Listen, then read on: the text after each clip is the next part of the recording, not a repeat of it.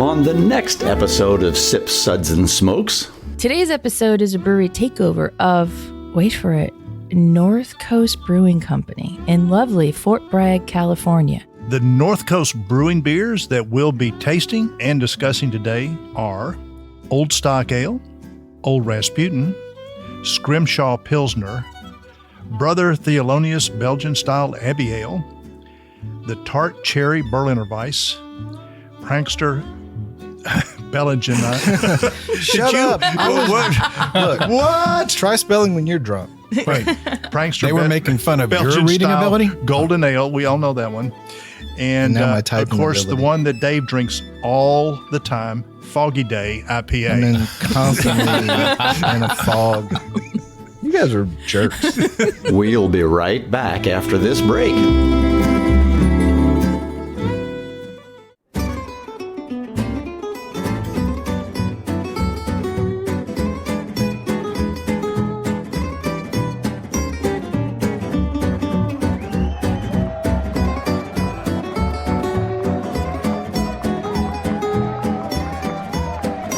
Brought to you almost live from the Dude in the Basement Studios. Why? Because that's where the good stuff is. It's Sips, Suds, and Smokes with your smoking host, the good old boys.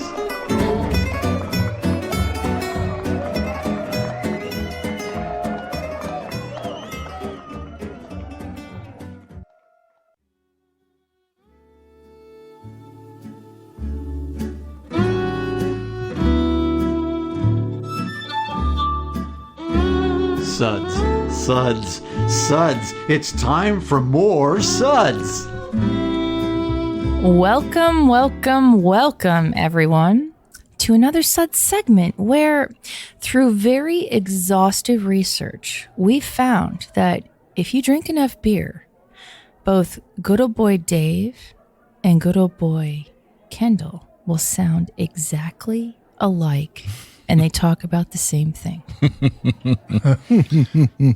See? Wow, it worked. We're not even drinking yet. Yeah. Nice little chuckle there. That was a little creepy. That's Yeah, that was the a little intent. creepy. Yep, kinda my that's- thing. That's the intent. If I drink enough beer, I start reading like Dave. Oh, burn. True. And spelling like Dave? Yeah, we get there too. Damn it, I hit the wrong button. And we're done. Spot on. Well, I am good old Gal Juliana, and joining me at the table today is good old boy Kendall, It's always a pleasure to be here, but I'm really excited about today. Reverend Mark, Yeah, can't wait to get into these old classic beers. good old boy Dave, If I peed my pants, would you pretend I just got wet from the rain? Sure. and making his debut on the dark side of the podcast is Made Man Bob. It's just basically whiskey you haven't finished yet. Bob spelled backwards is Bob. Exactly. I spell mine backwards. Some spell it B-O-B, but I spell it B-O-B. Oh, It's a big difference. nice, nice. Well, thank you so much for joining us today. Thanks for having me. Today's episode is a brewery takeover of, wait for it, North Coast Brewing Company in lovely Fort Bragg, California. Can you believe this is the first time we're doing this? There's a Fort Bragg in California? Sure. Sure. It really is, because this is a legendary brewery. Yeah. Crazy. Yeah, and some of these styles have informed our judgment about so many others. As we will be discussing in a brief few California's minutes. Mendocino coast. Yeah. Well, good old boy Dave, why don't you tell us a little bit about North Coast? Okay, I'm going to read like Kendall. Here we go. The first thing you notice when you go to North Coast Brewing Company's website is a very catchy phrase, making the world a better place one pint at a time. Still not deep enough. Once you get inside, you'll see they are proud of several things. They've been an independent craft brewery since 1988 when they started out as a brew pub in Fort Bragg. They are committed to philanthropy and sustainability, and their solid lineup of beers has earned them over 100 awards on both the national and international level. Woohoo! Yeah. That's almost as many awards as we've won, Well, Almost. almost. according to Mike. Reverend Mark, why don't you give us the lineup for today? Be glad to. The North Coast Brewing beers that we'll be tasting and discussing today are Old Stock Ale, Old Rasputin, Scrimshaw Pilsner, Brother Thelonious Belgian Style Abbey Ale, the Tart Cherry Berliner Weisse, PranQster Belgian. Shut up. What? Try spelling when you're drunk. Right. PranQster. They were making fun of your reading style ability? Golden Ale. We all know that one. And now my of typing course, ability. the one that Dave drinks all the time, Foggy Day IPA. And then constantly in a fog. You guys are jerks. Thanks, Reverend Mark. That was awesome. Man of the cloth, my butt. Could have Say like, what kind of cloth? yeah. Polyester. Yeah. Leisure suit. Yeah, leisure Yeah. suit Larry. Go to Boy Kendall. Why don't you give us the SUDS ratings for today? We'll be discussing and rating these beers with these SUDS ratings plus our signature belching sounds. Here are those ratings now. 1, that sucks. Give me anything but a bud. 2, was that a belch? Ah, what a relief is number 3. And 4, a body should really not make that sound. And on top is 5. Listen to that hang time. Give me another.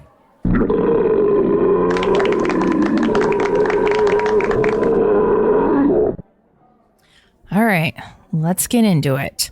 So we're going to be talking about each one. We'll give us our opinions and we'll give our taste and our tasting notes and rate it. And the cool thing about today is that we're doing it right off the cuff. Now, granted, we've pretty much tasted every one of these many times, but we're going to start fresh from scratch. There's one new one here that I haven't had, so I'm looking forward to it. But he won't tell you which one it is until Dum, dum, dum. Suspense. All right. The first one we're going to get into is the Old Stock Ale. 10.2% ABV. Dang. Like a fine port, the Old Stock Ale is intended to be laid down. Yeah, laying me down drink a already. sixer of this, you'll be Yeah. laying down. It's a good thing we're starting with the 10% beer. Yeah, we're starting with I know. anesthesia, right? Yeah, it's get to easier ease as you you go. into it, right? Yeah. So this is an old ale. Very malt forward. Very Maris Ottery. Biscuity. Lots of Yeah. water. Yeah. Taste the otter. Boozy. A lot of otter that came across the water. It is very boozy. This is a There's some heat big coming beer. off this Yeah, dog. this one could lay down for a few more years, I think. And this is one style of beer, and this beer in particular that you couldn't really ding it if it was terribly oxidized. It'd be just okay. Well, that actually ends up part of the style. So. And this one's probably pretty close to whiskey, Bob. I mean, it's closer than the others. It's closer than the others, absolutely. Do you know, was this a fresh old stock, or is this one you've had This for a while? is a 2021. Oh, Old wow. Stock. Yeah. So, I don't know if I've had many this fresh. Yeah, it'd be interesting to. I'd love to do a vertical of this beer at some point. That would be solid, but I have to go back in time or start now. If you drink too many of this, you're not going to do vertical. You're going to do a horizontal. Yeah.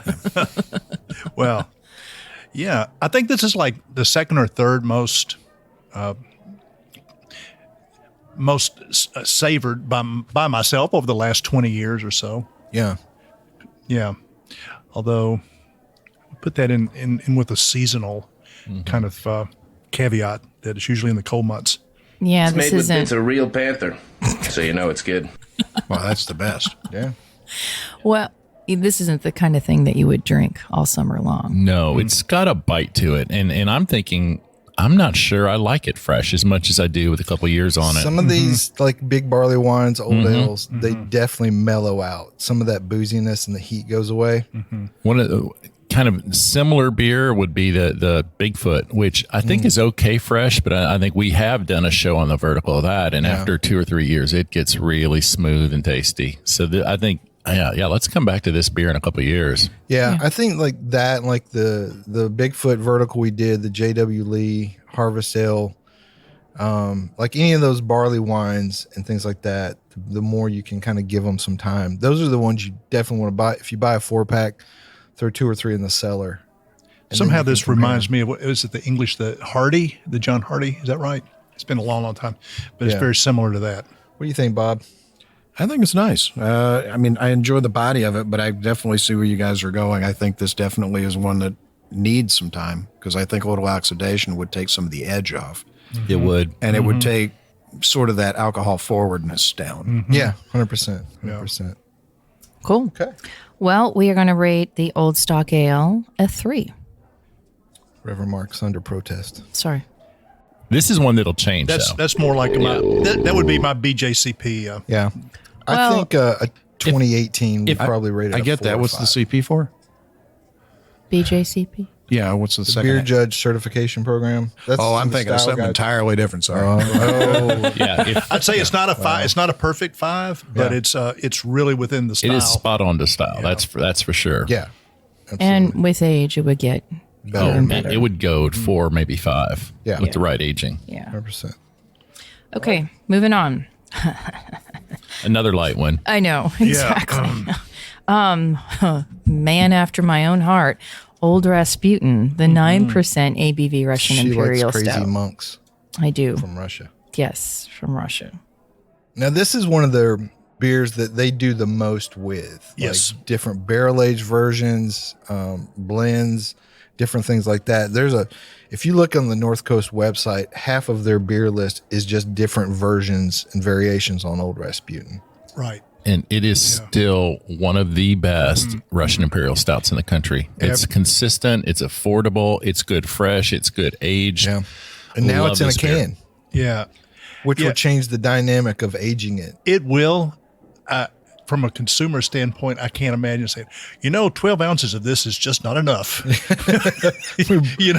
And it's not drinking like a 9% beer. Yeah. It's just a good roasty, rich, chocolatey, a little bit of semi-sweet chocolate there going on. And it's just, it doesn't taste like 9%. No, it'll sneak up on you. Again, getting back to the BJCP, this was sort of the benchmark that we would evaluate other things against. Yeah, other Russian Imperial Stouts. I'm just thinking they should put this in 40s, but Ooh. Yeah. Talk about going horizontal. The barrel aged is in a 750 bottle. Yeah.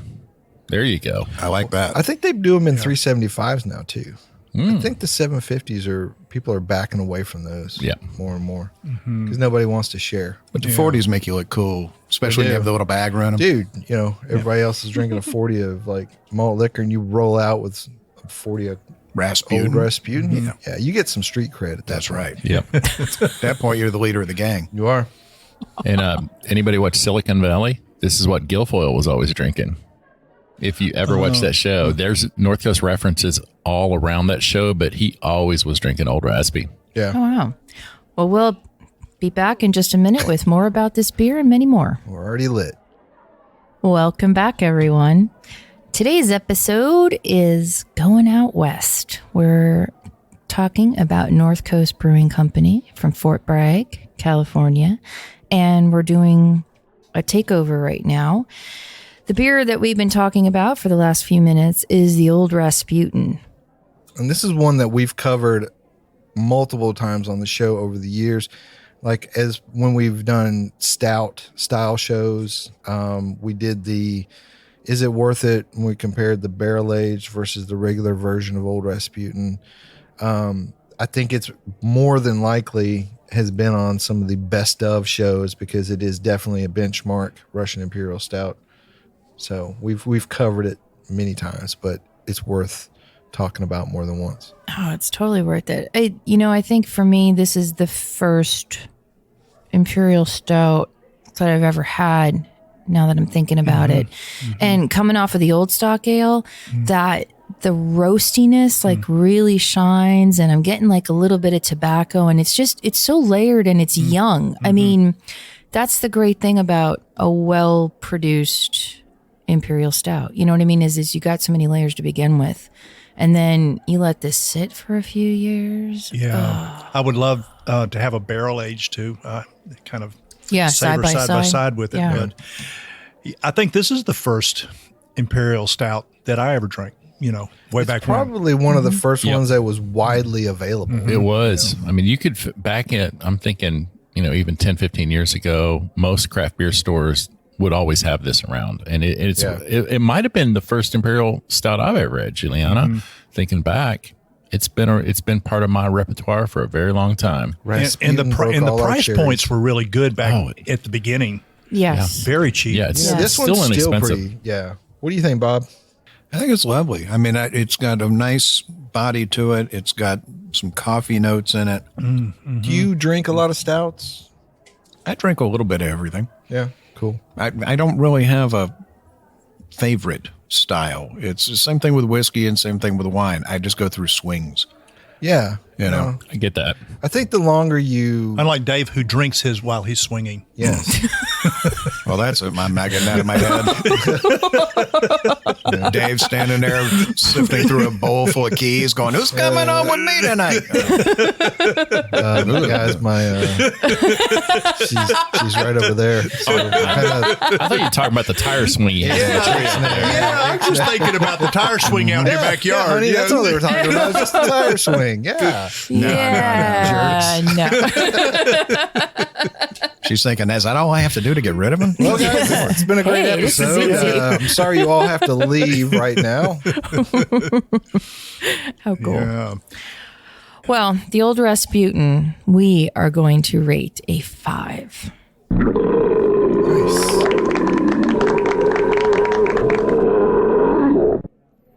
And one quick sidebar on here. I'm getting into websites a lot lately, and Are you on their website right now? I am on their website right now. It's nice, isn't it? It is really nice. I know that sounds cheesy because, breweries are a dime a dozen and their websites, there's a lot of them, but there's Most of them something to have be crap for websites. there's something to be said for that. Yeah. And this one is beautiful. It really is. So yay, kudos. The that. artwork on there is very cool. Yeah, I like the vintage feel of it. Okay, now we're going to switch gears completely and we're going to go to the Pilsner, otherwise known as their Scrimshaw. It's 4.5% ABV. It's brewed in the finest European tradition using Munich malt and Hallertauer, Tettnang hops. And this is a classic too. Well, this will be interesting because Pilsners are all the rage right now, and lagers, craft lagers in general are. So let's see how it do. Oh, this thing has been around forever. And if you would have asked me what's a good craft Pilsner, 10 years ago, this and maybe what, Mama's Little Yellow Pills were the only two that would have popped in my head. Yeah, it might be all you could think of. Oh, it's so good. Nice, malty. So authentic, very German. Yeah. Very clean. And to me in the summer, there's nothing more pleasing than something that's just simple and effective. Yeah. Like a German. It's got that little bit of mintiness I get from the German hops. Just a tiny bit at the end. Very, very different from American Pilsners that are made with American hops. It's just that traditional old world earthiness. And a little different than like the Czech Pilsner, which would have more of your Saz hop. Yeah, which are a little spicy and peppery. Yeah. Mm-hmm. They got little lady hands. Yeah, that too. So, this is such a. I wouldn't say. I hate to say things are seasonal at all. This is just every day, but it certainly is a really great summer beer. Oh, it really, totally, really is. Totally. I mean, So, lawnmower beer, everyday beer. So, Bob, like a lot of what we equate things to with certain styles of beers is like, boat beers, lawnmower beers, that kind of thing. What's a good lawnmower whiskey? Is there a lawnmower whiskey? Lawn mowing and drinking whiskey are two things that are not a good thing to put together. It's kind of like heroin and cleaning firearms. It's, generally not a good idea. It's like anything else. I mean, it's summer, it's bloody hot, and no matter how much you want to get your drink on, you don't want anything heavy. You're looking for something, a good bit lighter. So, a more lighter style whiskey, even with a Scotch, more of a Highland, something with a little bit more of a citrus to it, something that's a little bit lighter. And I'm with you guys. This is the thing that you're going to be drinking by the pool.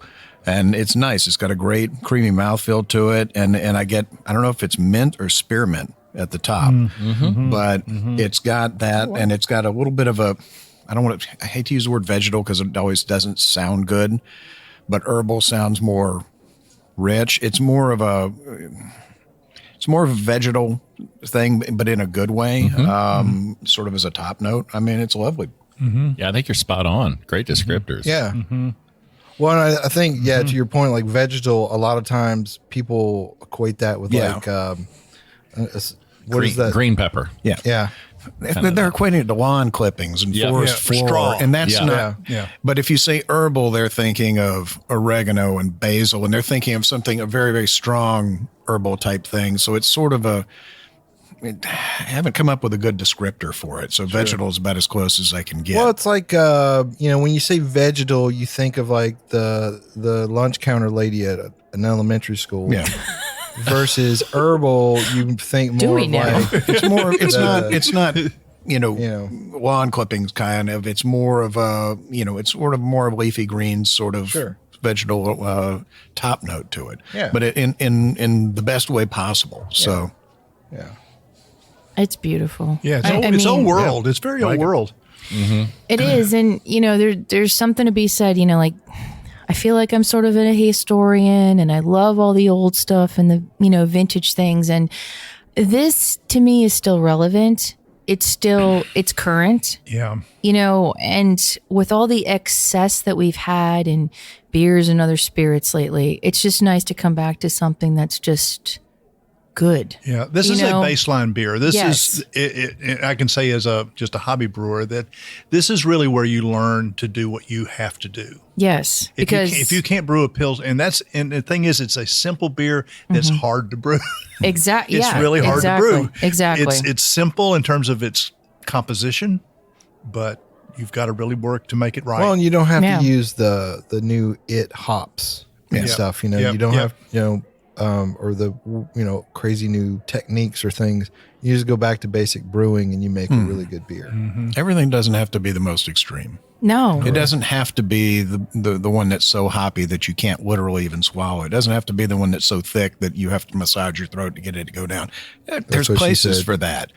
Yeah, that too. But again, something like you said, going back to something that is, again, using simple sounds like a put down, but something that's simple, something that's straightforward, something that is seasonal, something that is good for this time of the year. Well, everything doesn't have to be Octomore. You can, you can have a nice Highland malt. You can have a nice light rosé. You don't have to get, the super Tuscan.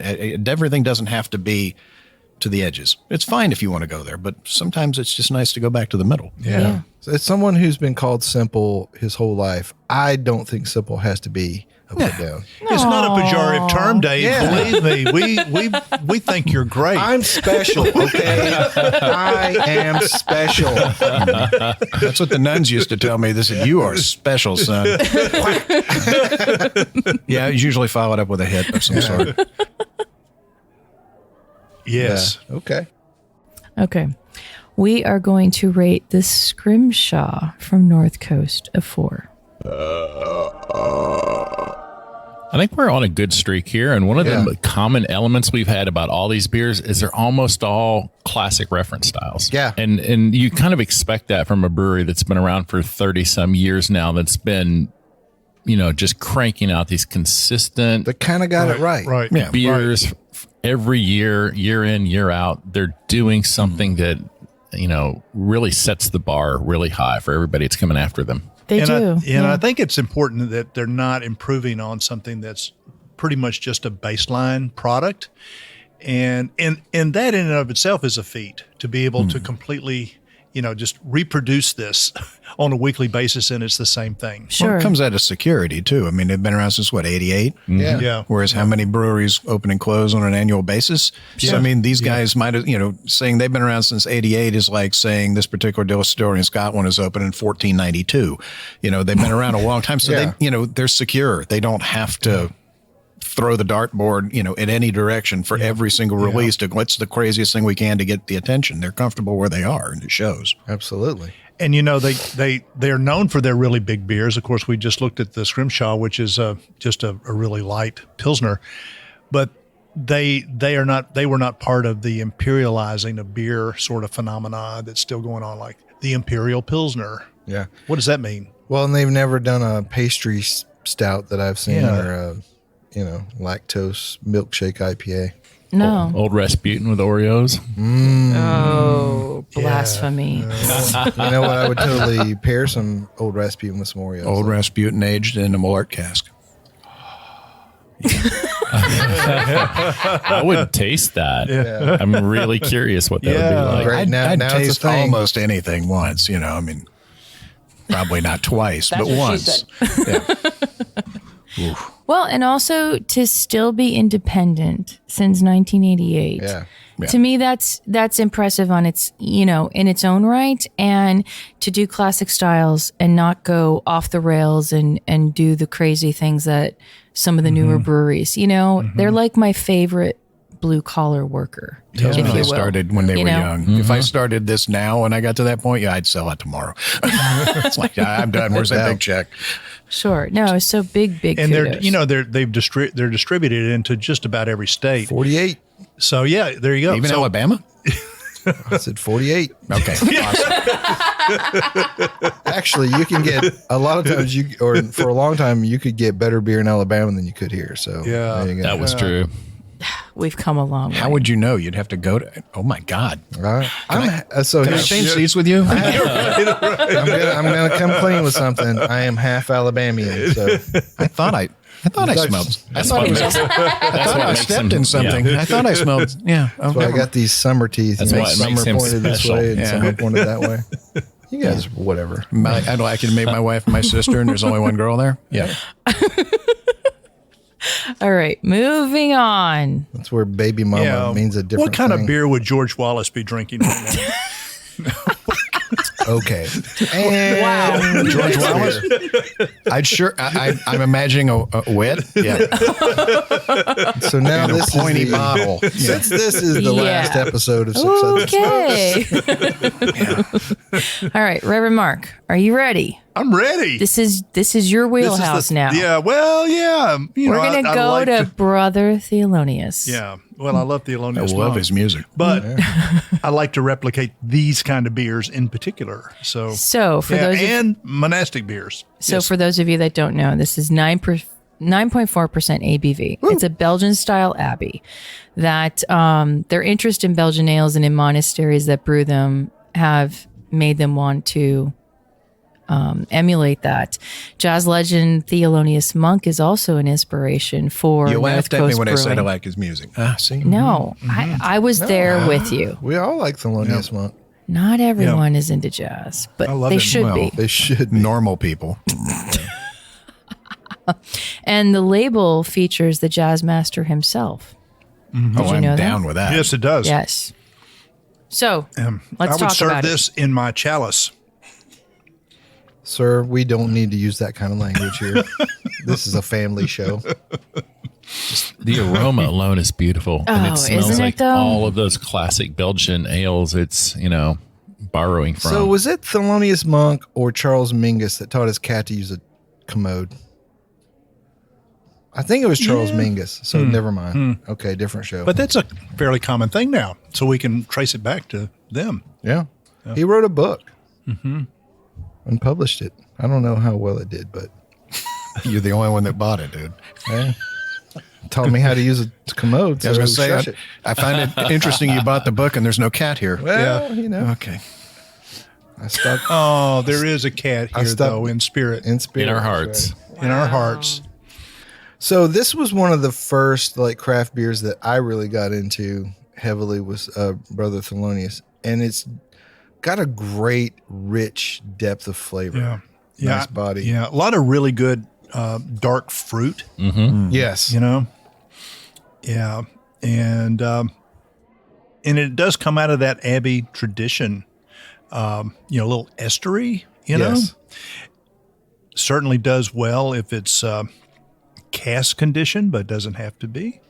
So those esters, like, it's not, Fred Sanford's sister-in-law that we're talking about. Oh yeah, that's right. Ed went there. It's Fred Sanford, you old fish-eyed fool. That's so that's where some of those fruity notes come from in some of these Belgian beers. Like, there's no fruit or anything added. It's just the notes from the yeast. And Belgian beers are so yeast driven. That's what kind of makes them their hallmark. The thing I like about this is when you smell it, when you first taste it, you think this is going to be a very sweet beer. And there's a lot of malt in there, but it dries out so dry on the finish. It does. It does. So, you can drink a really nice 12-ounce pour or whatever, and it just is like a good, like a Bordeaux. It just opens up as it begins to warm, as well. It doesn't make me think of a beer. It makes me think of sort of a slightly oxidized fruit wine on the nose. Oh, yeah. I mean, I'm getting plums. I'm getting, red fruit. I'm getting almost dark grape notes on it. Little, even and like you said, when you smell it, you're expecting, sticky sweet, and it's not. It's, dry to going backwards to dry. So, yeah, surprising. Well, it makes it really impressive because there's not a lot that goes into making this style beer, but it's got to be executed perfectly. Exactly. You have to have a good solid yeast strain to be able to produce this style. Any other thoughts? Nope. All right. I have no thoughts. I had thoughts once, but they cost me too much. So after the doctor inserted that electrode, they all went away. They're all gone. I just wake up screaming once in a while. Well, to Brother Thelonious, we are going to rate him a 4.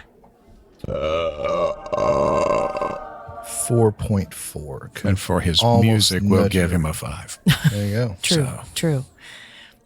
I think this has been a really good flight so far. Oh, yeah. And we will continue with more in just a minute. Welcome back, everyone. Here we are, just enjoying some really good beer today. Oh, great beer. Thank you, George.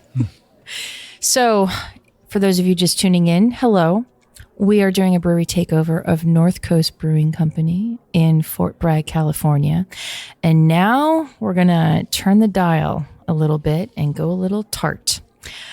We're talking about the Tart Cherry Berliner Weisse coming in at 4.1% ABV. So Michael Jackson, not the musician,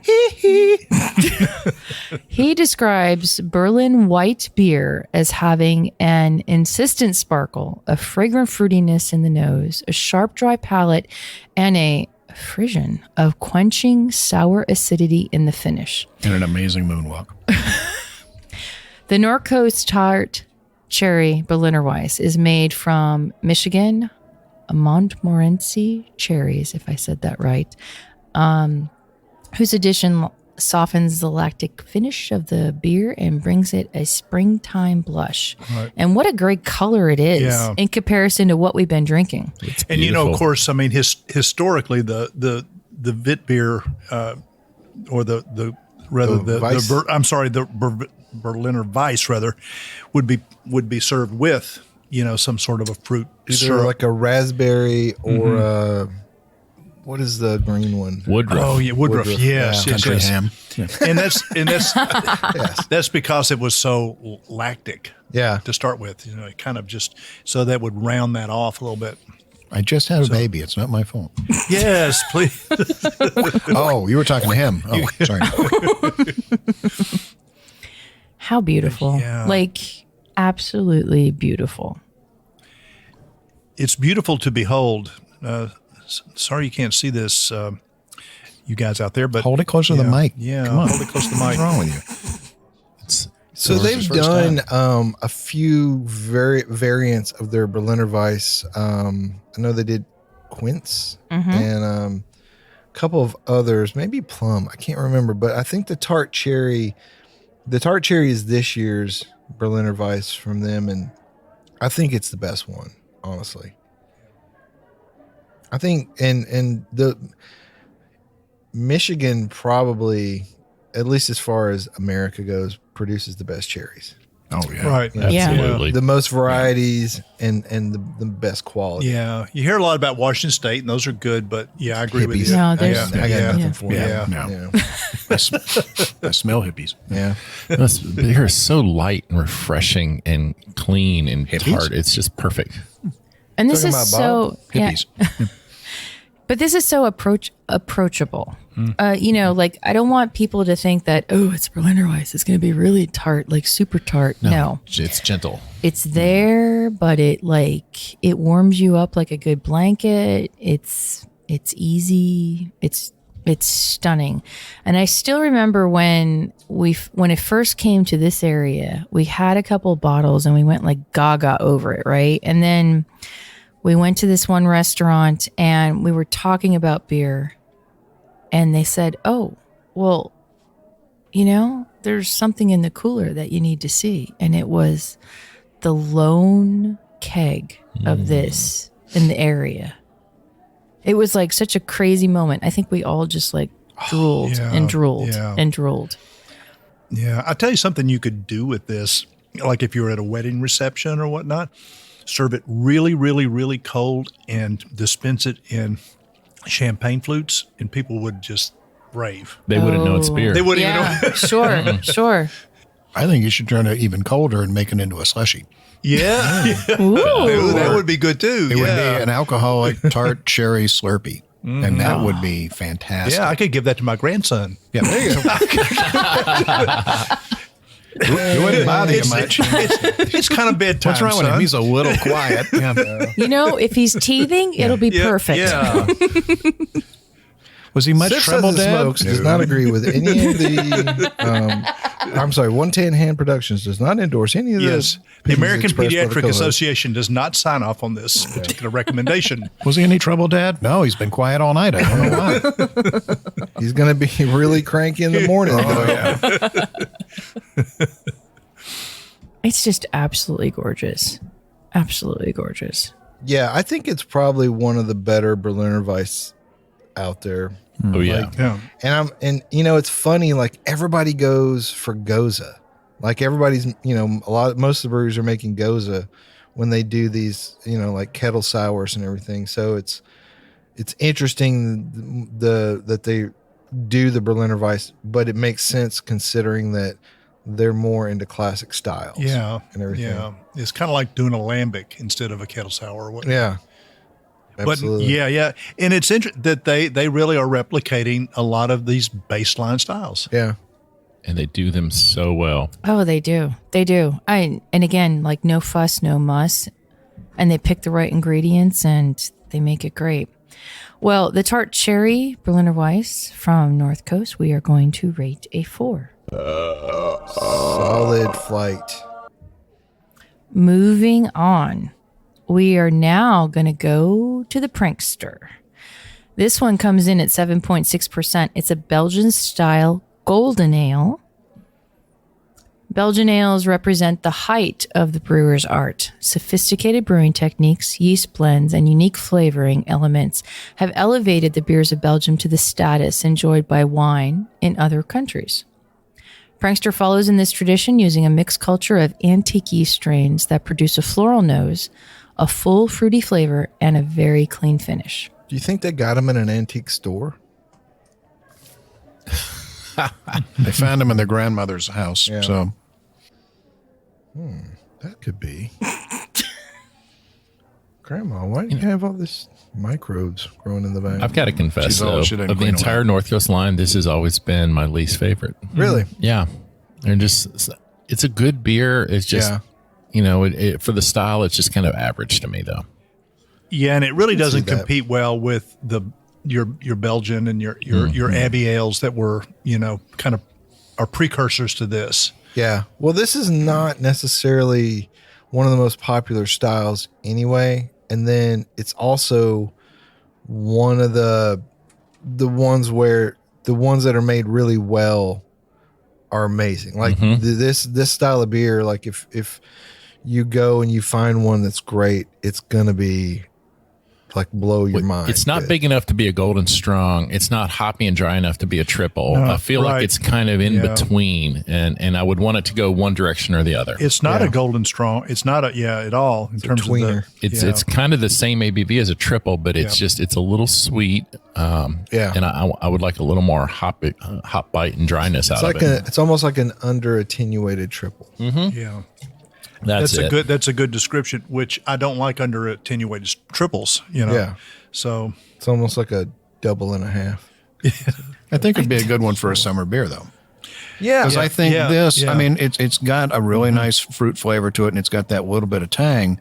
And I think if you got this, take it out of a cooler, blistering cold on a hot day, I think this would be refreshing as heck. So, it's everything doesn't have to be, the ultimate of its individual style. Right.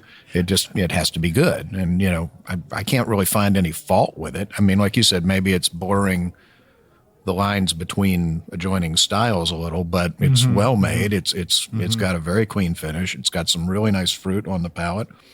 And like I said, blistering cold in a cooler after mowing the lawn one day. This would get you where you need to go. Well, and I think too, like even to Kendall's point of this is his least favorite, in a flight where everything's a 4 or 5, if it's your least favorite, it's like, it's still a great beer. It's still solid. It's a solid beer. Yeah. And I think because they do lager, they do the Pilsner and all, the Scrimshaw. I could see this becoming a Maibach. I mean, there's really something very similar to this in a Maibach. Yeah, that's a good point. You could go there. And that's one of my favorites. So absolutely. Yeah. Well, if I may for a minute. Of sorry. course. We're just prepping I know.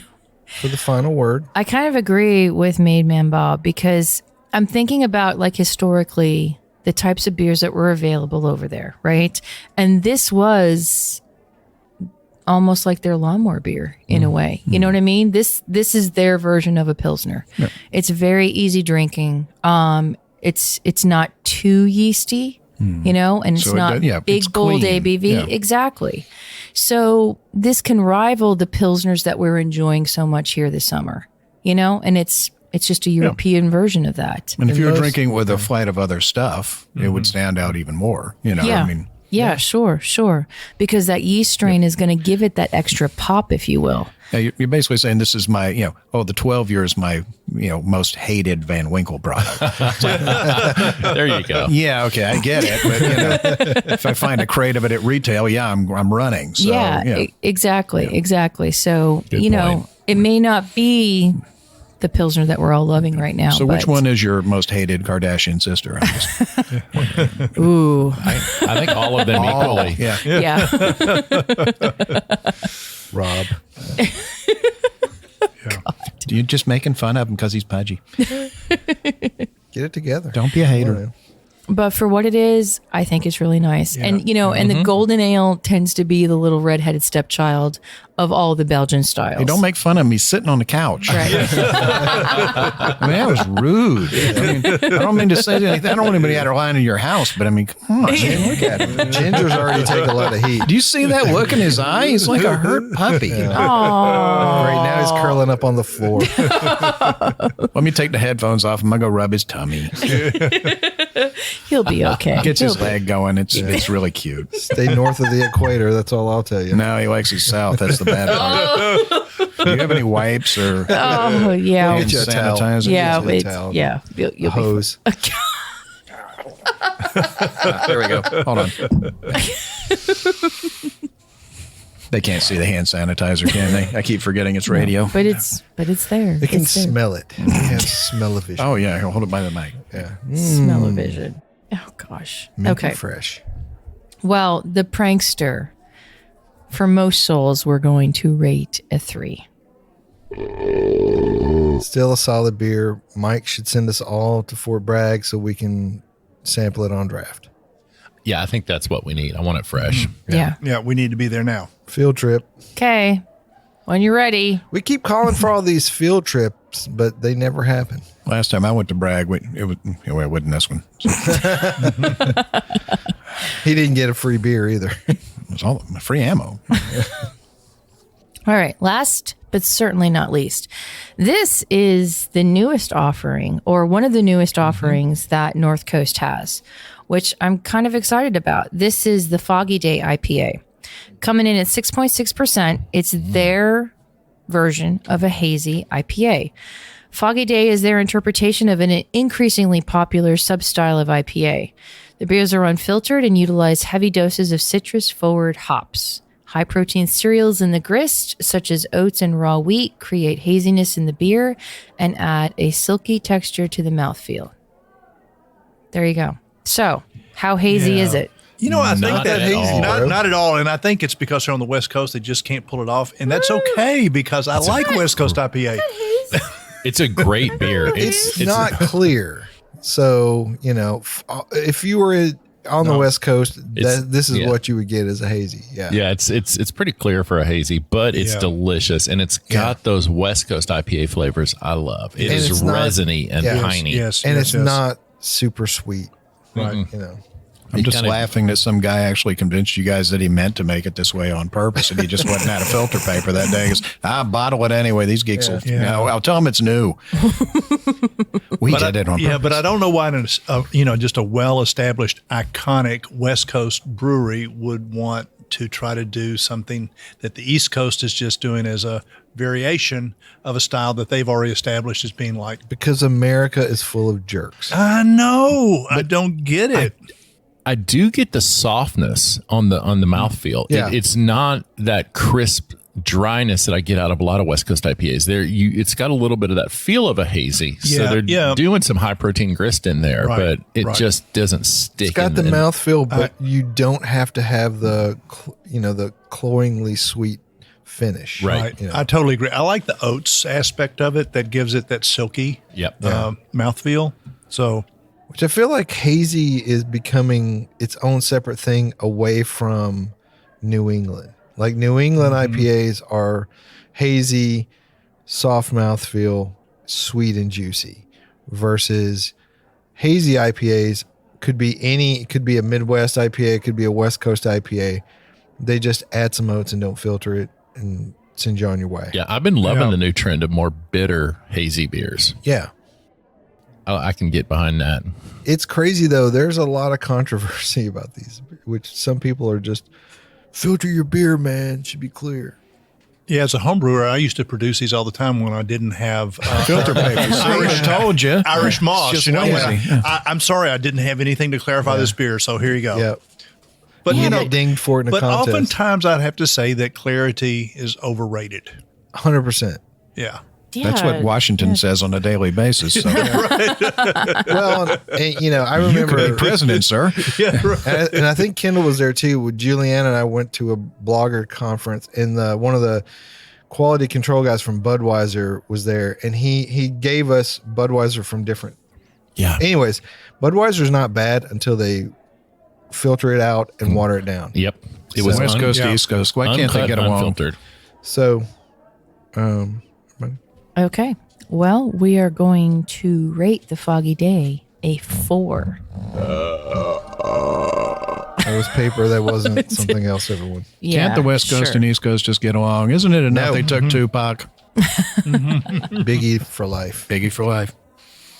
Well, that is going to do it for today's SUDS segment. Very, very cool.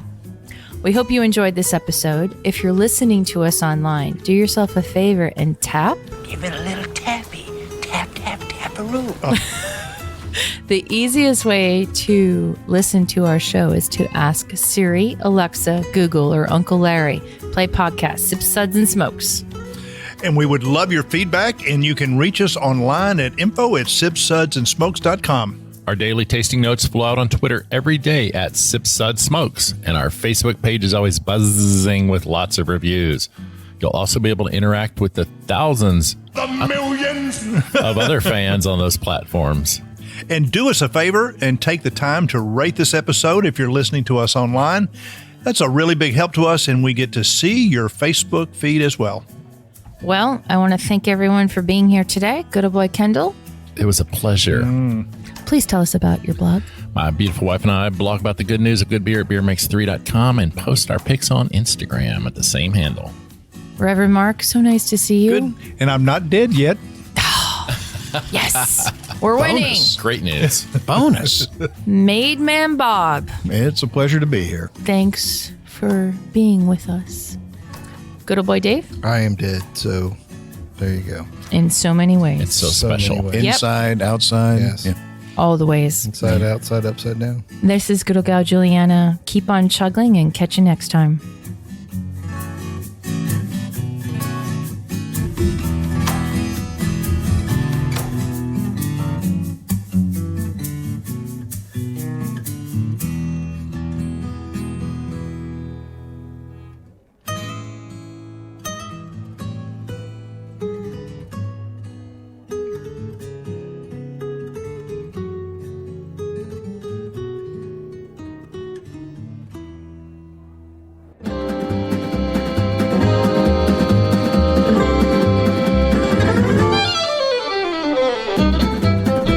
This has been a One Tan Hand production of Sips, Suds, and Smokes, a program devoted to the appreciation of some of the finer slices of life. From the Dude in the Basement Studios, your hosts, the Good Old Boys, will see you all next time.